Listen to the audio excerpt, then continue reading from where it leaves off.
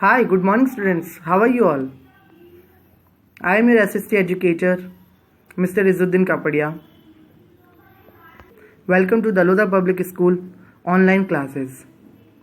So, we were reading our chapter number 3 and I had completed the most part of it.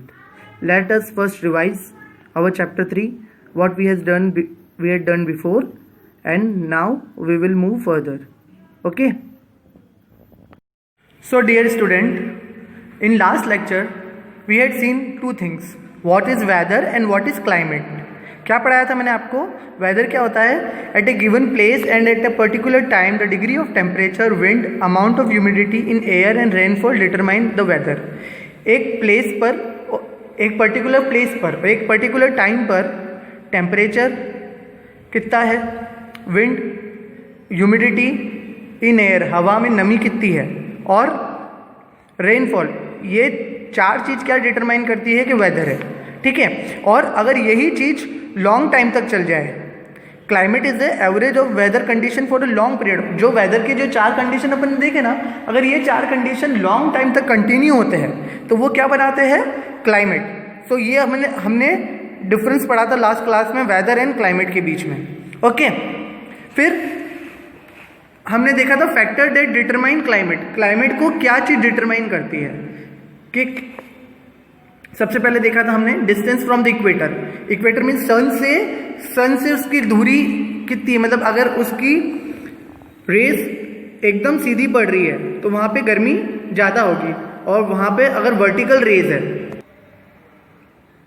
अगर vertical raise है तो बिल्कुल गर्मी ज़्यादा होगी, और अगर स्लाइंटिंग सन रेज है तो गर्मी ज़्यादा नहीं होगी. उसके बाद हमने देखा था height about the sea level. Height about the sea level मतलब सी से उसकी दूरी कितनी है, मतलब ऊंचाई कितनी है. उसके बाद हम देखा था डिस्टेंस फ्रॉम द सी और डायरेक्शन ऑफ द विंड. अब इसको हमें डिटेल में पढ़ना है आज. ठीक है. Factor that determine climate. Distance from the equator. The sun has a major influence on the climate. Climate में सबसे मेजर इन्फ्लुएंस किसका होता है? सन का होता है. The area along the equator get direct heat from the vertical rays of the sun and is thus hotter than the other altitude. मैंने आपको बताया कि जो चीज़ अगर सन के एकदम सामने है, ठीक है, तो वहाँ गर्मी ज़्यादा होगी, और अगर इक्वेटर से वो मूव अवे कर रहा है, मीन्स अगर स्लाइंटिंग सन रेज है तो वहाँ पर गर्मी ज़्यादा नहीं होगी. ओके. फिर height about the sea level, वो समुद्र से कितना ऊंचा है या नीचा है. The height of a place about the sea level is called the altitude. Sea level से किसी भी जगह की हाइट को क्या कहा जाता है? एल्टीट्यूड कहा जाता है. ठीक है. आप लोगों ने कभी स्टेशन पे नोटिस किया होगा, जो रेलवे स्टेशन होते हैं ना, उसमें जगह का नाम लिखा होता है कि ये कौन सी जगह की स्टेशन है. तो जैसे मंदसौर के स्टेशन पे हिंदी में मंदसौर लिखा हुआ है और इंग्लिश में मंदसौर लिखा हुआ है. उसके बाद नीचे लिखा होता है कि समुद्र तट से इतनी ऊंचाई.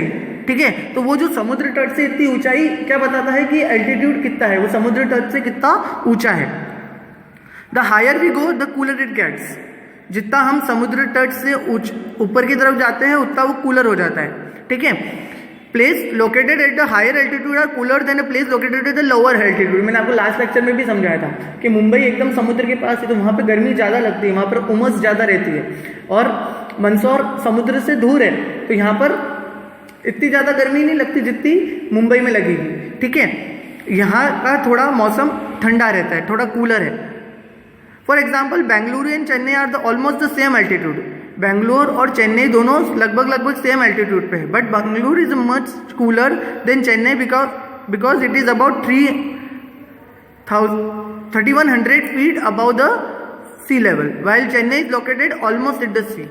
यूँ अगर अपन देखा जाए तो चेन्नई और बेंगलुरु के बीच में, मतलब अगर क्लाइमेट का देखा जाए तो सेम टू सेम है, बट चेन्नई जो है वो एकदम से क्या है? सी के पास है, और बेंगलुरु एकदम से सी के पास नहीं है. तो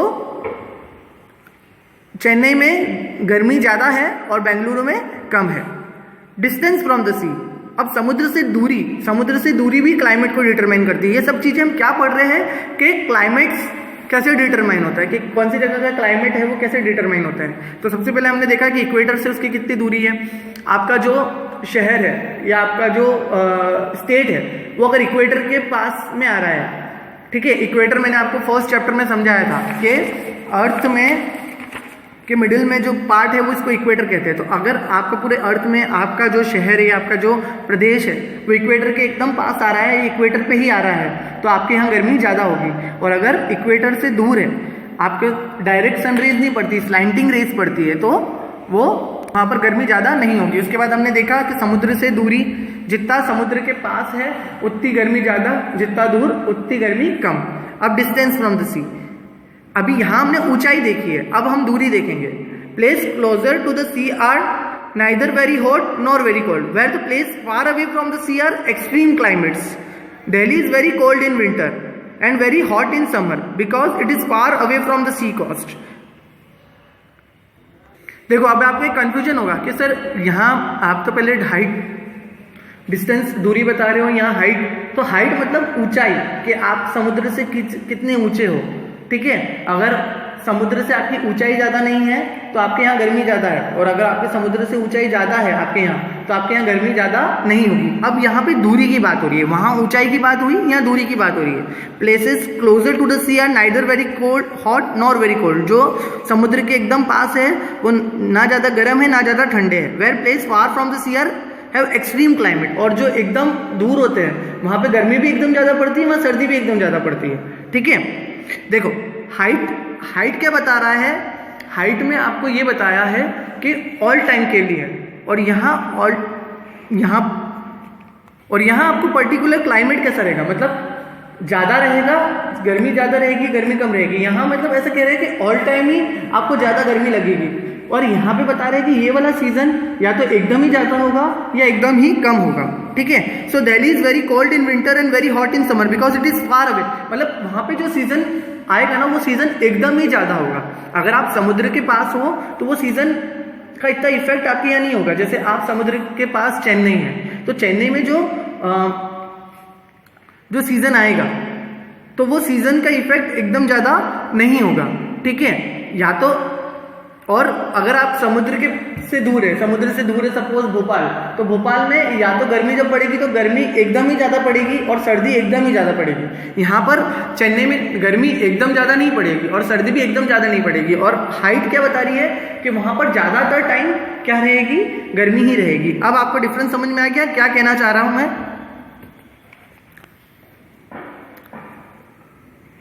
now distance of the wind influence the weather of a place depending on the place of their origin। Wind कहाँ से स्टार्ट हो रही है ये बात वेदर पे डिपेंड करती है, मतलब विंड की शुरुआत कहाँ से हो रही है, वो हवा कहाँ से चली है, ठीक है। तो wind coming from cold region decrease the temperature of the region, where the wind coming from the hot region, अगर जो हवा है, हवा की जो शुरुआत हुई है अगर वो ठंडे जगह से हुई है तो वो टेम्परेचर को क्या कर देगी, डिक्रीज कर देगी जहाँ पे भी जाएगी। और अगर विंड कहीं गर्म जगह से स्टार्ट हुई तो वो जहाँ पे भी जाएगी वहाँ पर टेम्परेचर को क्या कर देगी, बढ़ा देगी, ठीक है। The wind coming from sea makes the region humid, और जो विंड समुद्र के पास से आती है वो उस जगह को ह्यूमिड बना देती है, मतलब वहाँ मौसम में क्या हो जाती है, एकदम नमी, एक ठंडक आ जाती है, ठीक है। Now humidity, the amount of moisture और water vapour in air is called humidity. हवा में जो नमी होती है वो क्या बताती है, humidity. It affect the climate of the place. Wind blowing from the sea have a lot of moisture in them. मैंने अभी आपको पीछे ही बताया कि जो समुद्र के पास से जो हवा आती है उसमें ह्यूमिडिटी होती है, तो जो सी से जो भी हवा चलती है उसमें बहुत सारा मॉइस्चर होता है, बहुत सारी नमी होती है। This is why place near the sea such as Mumbai, Chennai very humid, वहाँ पे एकदम नमी है। मैंने आपको लास्ट लेक्चर में बताया था कि मुंबई और दिल्ली में अगर आप गर्मी के टाइम पे भी जाओगे या बाहर निकलोगे तो आप एकदम चिपचिप जैसा महसूस करोगे। मीन्स अपन अपने यहाँ गर्मी में बाहर निकलते तो अपन को इतना पसीना नहीं होता है, पर वहाँ तो नॉर्मली भी आप बाहर निकले तो मतलब पसीना होना लाजमी है, ठीक है। The rainfall that a place receives also depend on the level of humidity, और इस हवा की नमी ही बताती है कि वहाँ पर रेनफॉल होगी, कितनी नहीं होगी, ठीक है। तो ये चार चीज अपन ने पढ़ी, पांच चीज अपन ने पढ़ी फैक्टर दैट डिटरमाइन क्लाइमेट। क्या पढ़ा सबसे पहले तो डिस्टेंस फ्रॉम द इक्वेटर, आपका प्लेस इक्वेटर पे आ रहा है कि नहीं, अगर आपका प्लेस इक्वेटर पे आ रहा है तो आपके यहाँ बहुत गर्मी होगी। Height about the sea level, आपकी प्लेस समुद्र से कितना ऊंचा है, ठीक है। अगर आप समुद्र के एकदम पास हो तो आपके यहाँ गर्मी रहेगी, ऑल टाइम, ज़्यादातर टाइम गर्मी रहेगी, और अगर दूर हो तो ज़्यादातर टाइम ठंड रहेगी। और डिस्टेंस फ्रॉम द सी क्या बताता है कि अगर आप समुद्र के पास हो तो जो भी क्लाइमेट रहेगा, जैसे गर्मी रहेगी, अगर आप समुद्र के पास हो तो गर्मी रहेगी, तो गर्मी अगर रहेगी तो वो इतनी ज़्यादा नहीं रहेगी, या सर्दी भी रहेगी, सर्दी का जब मौसम आएगा तो सर्दी इतनी ज़्यादा नहीं रहेगी। लेकिन आप समुद्र से ज़्यादा दूर हो तो आपका जो भी क्लाइमेट आता है तो वो भी एकदम एक्सट्रीम होगा। जैसे अपने मंदसौर में भी, अपने मध्य प्रदेश में भी गर्मी जब पड़ती है तो एकदम एक्सट्रीम होती है, सर्दी जब होती है तब एकदम एक्सट्रीम होती है। यहाँ दिल्ली का एग्जाम्पल दे रखा है, ठीक है। उसके बाद direction of the wind, direction of the wind बताती है कि आपका क्लाइमेट कैसा रहेगा। जो विंड ठंडी जगह से आ रही है तो वो जगह को, जिस जगह जा रही है उस जगह को भी क्या कर देती है, ठंडा कर देती है, और जो विंड गर्म जगह से आ रही है वो उस जगह को भी गर्म कर देती है। उसके बाद हमने ह्यूमिडिटी देखा कि ह्यूमिडिटी क्या होता है, हवा में नमी, और हवा में नमी से ही ये डिसाइड होता है कि प्लेस, वहाँ की रेनफॉल डिटरमाइन होती है। अब हम पढ़ेंगे हीट जोन्स। हीट जोन्स क्या है, इसको मैं पहले आपको थोड़ा बेसिक समझा देता हूँ। हीट जोन क्या बताता है, इंटेंसिटी ऑफ हीट, कि आपकी हीट, आपकी जो गर्माहट है वो कितनी ज़्यादा है या कितनी कम है। इंटेंसिटी का मतलब किसी भी चीज़ का एकदम एक्सट्रीम होना, ठीक है। Based on the intensity of the heat received by a particular place, the earth can be divided into 3 heat और टेम्परेचर जोन। किसी भी जगह की हीट की वजह से हम अर्थ को 3 भाग में डिवाइड कर सकते हैं। कौन से? एक तो टॉरिड जोन, एक टेम्परेचर जोन, और एक है frigid zone. Torrid zone, temperature zone, frigid zone, okay. अब टॉरिड जोन कौन से होते हैं? टॉरिड जोन इक्वेटर वाले होते हैं। मीन्स मैंने आपको बताया ना कि सन के एकदम सामने आ रहा है, जो प्लेस इक्वेटर पे आ रही है वो टॉरिड जोन, इक्वेटर और इक्वेटर के पास वाली। टेम्परेचर जोन स्लाइंटिंग रेज वाली। स्लाइंटिंग रेज मतलब अपन ने अभी इसे पीछे डायग्राम में देखा कि ये देखो, ये एकदम इक्वेटर वर्टिकल सन रेज जहाँ पड़ रही है वो आएगा आपका कौन सा, टॉरिड जोन में, ठीक है। और जहाँ पे स्लैंटिंग सनरेज पड़ रही है वो होता है टेम्परेचर जोन। अब ये दोनों तो हो गए। अब बाकी एक और कौन सा है, फ्रिजिड जोन। फ्रिजिड जोन के लिए मैं आपको बताऊं, देखो ये यहाँ से यहाँ तक तो स्लैंटिंग जा रहा है। अब ये जो यहाँ पे जो नॉर्थ पोल और साउथ पोल को नीचे के पार्ट कवर कर रहा है, जो एकदम नीचे का पार्ट कवर कर रहा है वो है फ्रिजिड जोन। तो ये तो आपका हो गया पहला टॉरिड जोन। ये सेकेंड हो गया आपके टेम्परेचर जोन, टेम्परेचर नहीं, टेम्परेट जोन। और लास्ट में आपका थर्ड ये हो गया फ्रिजिड जोन, ठीक है। अब हम इसको डिटेल में पढ़ते हैं। टॉरिड और tropical zone, the zone receive direct rays from the sun. मैंने आपको बताया इक्वेटर पे होता है, डायरेक्ट रेज आती है सन की। The area which lies on both side of equator between the Tropic of Cancer and Tropic of Capricorn is called torrid zone. कहाँ पे आता है ये, Tropic of Cancer and Tropic of Capricorn. मैंने आपको फर्स्ट चैप्टर में बताया था कि 23.5 और में ये दोनों आते हैं। देखो ये रहा Tropic of Cancer and Tropic of Capricorn. तो इन दोनों के जो बीच में आ रहा है इक्वेटर के पास में, ये कौन सा वाला जोन हो जाएगा आपका, फर्स्ट जोन हो जाएगा टॉरिड जोन, ओके। और उसके बाद ट्रॉपिक ऑफ कैंसर और ट्रॉपिक और कैप्रिकॉन के ऊपर साइड वाले कौन से हो जाएंगे, टेम्परेट जोन हो जाएंगे। देखो in this zone the climate remains hot and humid. जो बीच में इक्वेटर के पास आ रहा है वो तो क्लाइमेट एकदम हॉट एंड ह्यूमिड, एकदम हॉट होगा और एक ह्यूमिडिटी होगी वहां पर। Temperate zone, the zone receiving slighting rays of sun. वहां पे सन की कौन सी रेज आती है, स्लाइटिंग रेज आती है। It lies between torrid zone and frigid zone. ऊपर तो फ्रिजिड जोन आ जाता है और नीचे टॉरिड जोन आ जाता है, तो ये इन दोनों के बीच में पड़ता है, ठीक है। और ये ट्रॉपिक ऑफ कैंसर और ट्रॉपिक ऑफ कैप्रिकॉन के ऊपर आता है, ये वाला पार्ट, यहाँ ऊपर वाला और यहाँ से नीचे वाला पार्ट, ठीक है। It is called temperate zone. The area is neither very hot nor very cold. इसको टेम्परेट जोन क्यों कहा जाता है, क्योंकि ये ना ज्यादा गर्म है ना ज्यादा ठंडा है। उसके बाद आता है फ्रिजिड जोन। फ्रिजिड जोन नाम से ही पता चल रहा है, फ्रिजिड जोन ठंडा। ठंडा मतलब कौन सा वाला, ये एकदम जहाँ पे वर्टिकल भी नहीं पड़ रही है, स्लैंटिंग भी नहीं पड़ रही है, वहां पर कौन सी वाली रेज पड़ रही है, स्टीप एंड स्लैंटेड। इसको कैसे बोलते हैं, स्टीप एंड स्लैंटेड रेज बोलते हैं। यहाँ पे कौन सी रेज पड़ रही है, स्टीप एंड स्लैंटेड रेज यहाँ पे पड़ रही है, वो कौन सा जोन हो जाएगा आपका, फ्रिजिड जोन हो जाएगा। और यहाँ का क्लाइमेट कैसा होता है, एकदम ठंडा।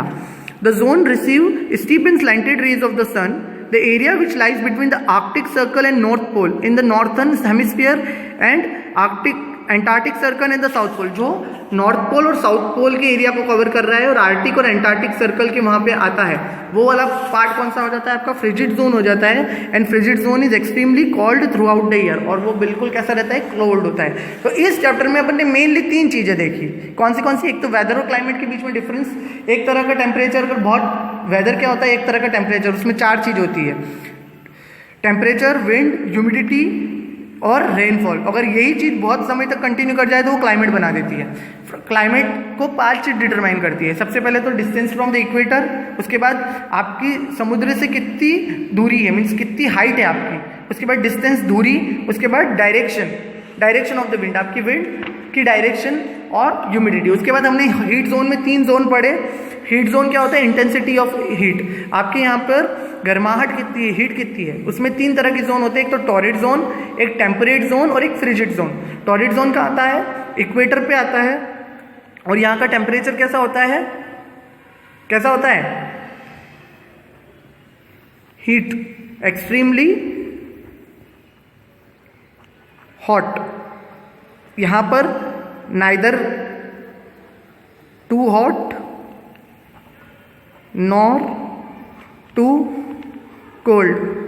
और स्टीप एंड स्लैंटेड में कैसा रहता है? Very hot.